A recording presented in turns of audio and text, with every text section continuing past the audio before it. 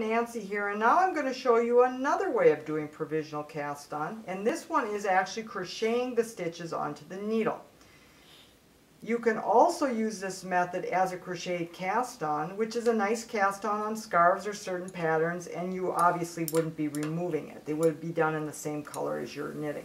So what I'm going to do is I'm going to take the needle, I'm going to put it in my left hand.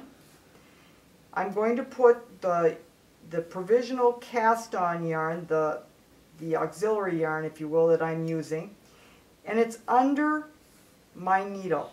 The slip knot is on my crochet hook. Okay, I'm going to go and grab my working yarn, bring it through the stitch that was on my hook.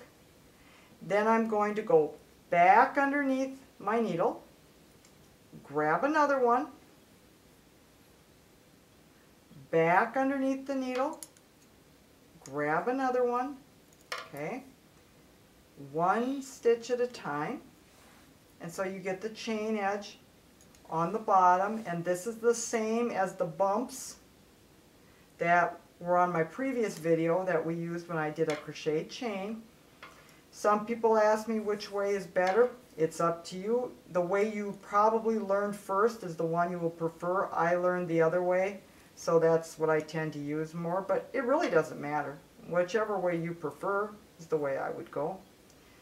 Okay, so just pretty simple. Okay, just remember to keep bringing it under the needle, and then when you have sufficient stitches, then I just take the last loop and plop it on the needle.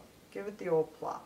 Okay, then you would just knit into it with your working yarn, and the same rule would apply. I reached down, sorry, to get some working yarn. I dropped it on the floor. You go into your stitch. This is twisted, so I'm going to knit through the back.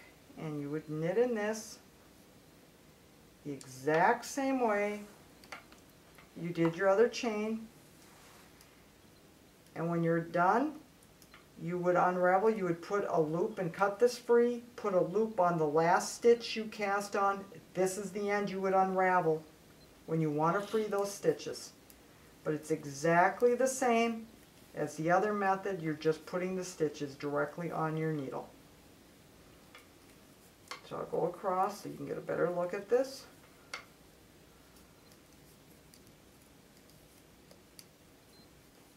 And as I said before, it all comes down to whatever way you prefer to do it. Okay. And that's how you do it.